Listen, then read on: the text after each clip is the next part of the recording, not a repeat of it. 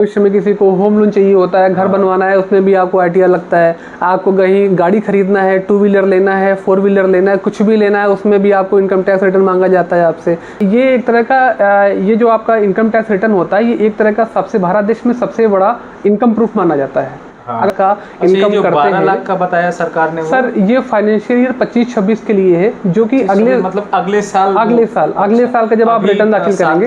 हाँ, अभी आप जब रिटर्न दाखिल करेंगे नहीं कमा पा रहा है कि टैक्स तक पहुंच रहा है, तो क्या उसको भरना चाहिए या नहीं भरना चाहिए, मतलब इसका? देखिए सर, इनकम। नमस्कार दोस्तों, मैं हूं अमित तिवारी और एक बार फिर से स्वागत है आपका हमारे YouTube channel Amit business vlog में।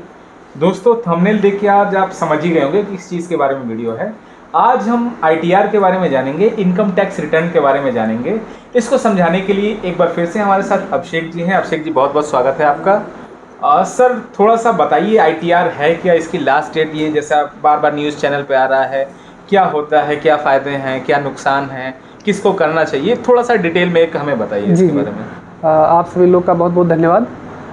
इनकम टैक्स रिटर्न की जो कि आप लोग सुन रहे होंगे कि इनकम टैक्स रिटर्न की डेट आ गई है। इनकम टैक्स रिटर्न जो होता है, एक तरह का आयकर विभाग द्वारा एक फॉर्म होता है जिसमें किसी इंडिविजुअल या किसी कंपनी को अपने आय का ब्यौरा देना होता है कि एक साल में वो कितना पैसा, कितना कमा रहे हैं, कितना इनकम ले रहे हैं, कितना लॉस ले रहे हैं। तो उसका एक इनकम का एक चिट्ठा देना होता है, एक ब्यौरा देना होता है, जिसके लिए आपको साल में एक बार अपना इनकम टैक्स रिटर्न फाइल करना पड़ता है, जिसके माध्यम से हम अपनी इनकमों को डिपार्टमेंट को बताते हैं कि साहब हमने एक साल में इतना पैसा कमाया है, इतना हमने लॉसेस उठाए, इतने हमने खर्चे दिखाए। तो वो सारी चीज़ों को हम अपनी इनकम में शो करके उसको दिखाते हैं, जिससे इनकम टैक्स डिपार्टमेंट ये एनालिसिस करता है कि आप आज की डेट में एक आदमी कितना पैसा कमा रहा है या इस लॉसेस ले रहा है।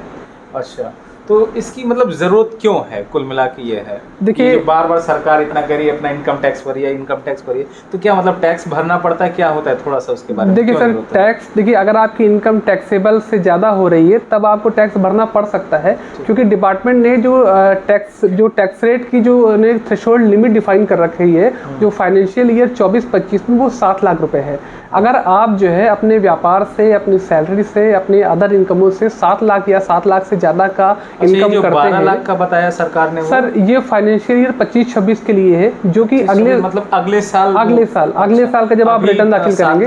हाँ, अभी आप जब रिटर्न दाखिल करेंगे तो वो आपका जो है 7 लाख रुपए तक वो एग्जेम्प्ट है। 7 लाख से ज्यादा की अगर आप इनकम, ये बड़ी कंफ्यूजन है, क्योंकि सरकार ने कह दिया कि 12 लाख तक का, वो तो आदमी के दिमाग में घूम रहा है कि 12 लाख तक का। सर वो 12 लाख की जो एग्जेम्पशन दी गई है वो फाइनेंशियल ईयर 25-26 के लिए दी गई है। 25-26 के बाद से आप 12 लाख रुपए तक कोई टैक्स नहीं है। उसके बाद अगर आप कोई भी अगर इनकम आ रही है तो उस पर आपका स्लैब के अकॉर्डिंग वो टैक्स लगेगा।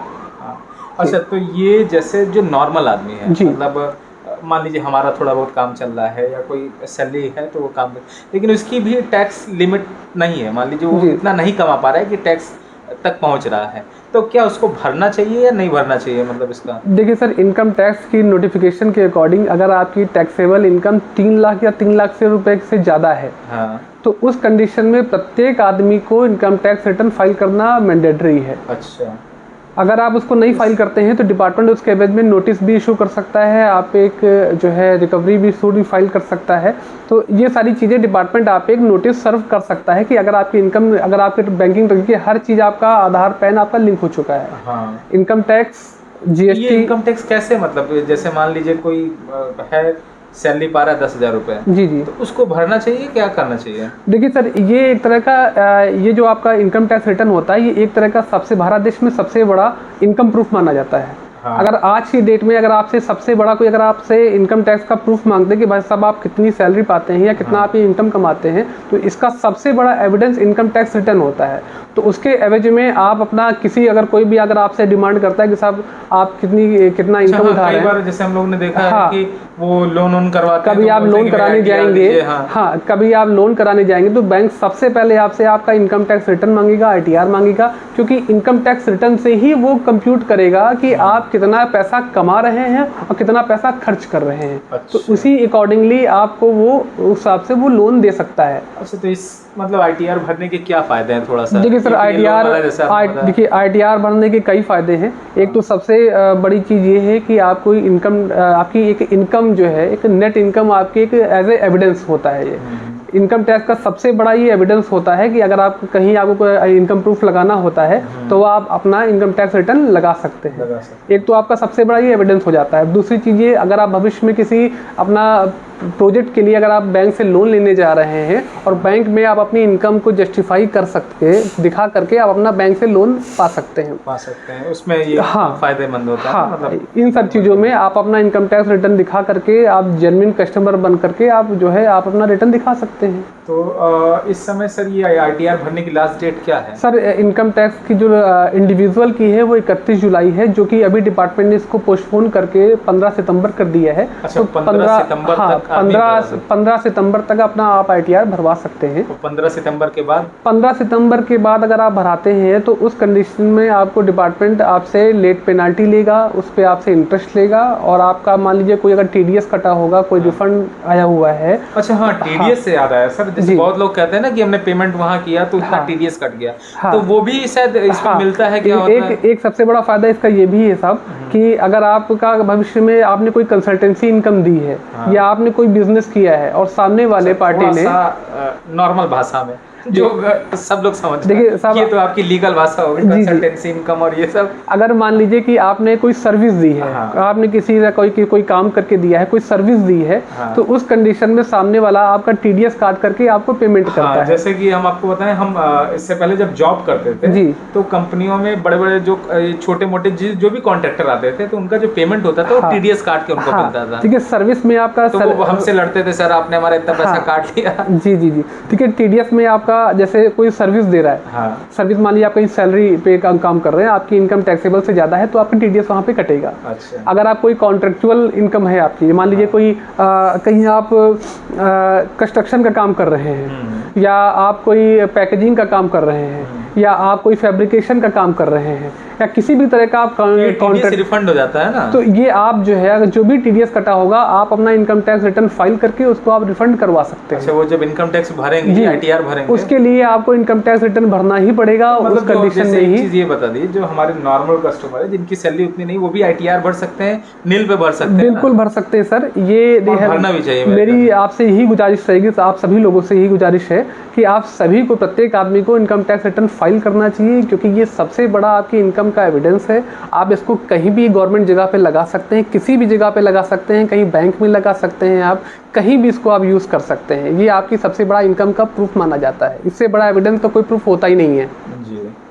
तो दोस्तों ITR चालू हो गया भरना, थोड़ा सा वीडियो देर में बना पाए हैं क्योंकि अभिषेक सर थोड़ा सा व्यस्त थे और हम मुलाकात भी नहीं हो पा रही थी।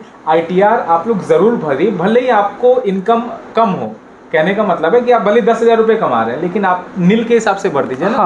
वो नील पे और आप लोग को एक चीज़ और भी जानकारी देना चाह रहे हैं कि आप लोग की इनकम अगर 7 लाख या 7 लाख से नीचे भी है तो उस पर 1 भी रुपये का कोई टैक्स नहीं है। आप लोग समय से अपना इनकम टैक्स रिटर्न फाइल करिए, उस पर 1 भी रुपये का कोई टैक्स नहीं है। ITR भरते हैं तो उस पर कोई टैक्स भी नहीं, कोई टैक्स नहीं है। आप लोग भविष्य में कोई भी लोन के लिए आप जाते हैं, चाहे सरकारी लोन हो चाहे प्राइवेट लोन हो, वो ITR आपसे मांगते हैं कि ITR आप दीजिए, तो वो आपके लिए फायदेमंद हो सकता है। हाँ बिल्कुल, कि आप अपना ITR दिखा के वो चीज़ें कर सकते हैं। भविष्य में किसी को होम लोन चाहिए होता है, घर बनवाना है, उसमें भी आपको ITR लगता है। आपको कहीं गाड़ी खरीदना है, 2 व्हीलर लेना है, 4 व्हीलर लेना है, कुछ भी लेना है, उसमें भी आपको इनकम टैक्स रिटर्न मांगा जाता है आपसे। कहीं आप अपना बिजनेस के लिए लोन लेना चाहते हैं, उसमें भी आपसे इनकम टैक्स रिटर्न मांगा जाता है। तो ये हर जगह आपसे इनकम टैक्स रिटर्न मांगा जाएगा। तो आप लोग से यही गुजारिश है कि आप लोग सभी अपना, अगर आपके इनकम टैक्सेबल है तभी भी भरवाइए और टैक्सेबल नहीं है तभी भी भरवाइए। हाँ, उसको नील पे भरवा लें, उसको नील पे भरवा लें। और अगर ऐसा है तो उस पर कोई टैक्स नहीं चार्ज होगा उस पर आपका। तो दोस्तों ITR बहुत ज़रूरी है।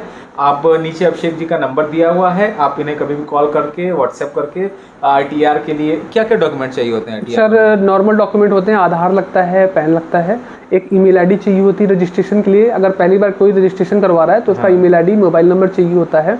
उसका 1 साल का बैंक स्टेटमेंट चाहिए होता है, जिसमें हम लोग ये कंप्यूट करते हैं कि उसका ट्रांजैक्शन कितना है, उसकी इनकम कंप्यूट करते हैं हम लोग। अच्छा। तो 1 साल का बैंक स्टेटमेंट रिक्वायर्ड होता है। वही बैंक के स्टेटमेंट से निकाला जाता है कि इतना पैसा आया गया, वो सारी चीज़ें, इतना खर्चा हो गया। इनकम टैक्स रिटर्न से ही हम लोग कंप्यूट कर पाते हैं कि आदमी ने एक्चुअल में 1 साल में कितनी इनकम जनरेट की है। तो बस ये छोटे से डॉक्यूमेंट चाहिए होते हैं। इसको देके आप अपना इनकम टैक्स आरटीआर जो है, इनकम टैक्स रिटर्न, इसको ज़रूर भरवाइए। यदि कहीं टीडीएस कटा है तो वो पेमेंट जो आपका टीडीएस कटा होता है वो वापस रिफंड आएगा आपका, और आपको एक भारत सरकार का सर्टिफिकेट मिलेगा। मतलब एक आपके पास डॉक्यूमेंट हो जाएगा कि आपने जो है इनकम टैक्स रिटर्न भरा है, उसके लिए आप एलिजिबल हो गए हैं। तो ये एक बहुत अच्छी इन्फॉर्मेशन थी जो हमने सोचा आपको बताएं। इसी तरीके की वीडियोस हम अपने चैनल पे बनाते रहते हैं, दिखाते रहते हैं। अभिषेक जी, आपका बहुत बहुत धन्यवाद, आपने अपना समय दिया। और फिर मिलते हैं किसी अन्य वीडियो में, किसी अन्य टॉपिक पे। तब तक के लिए नमस्कार, जय हिंद, जय सिया राम। जय श्री राम।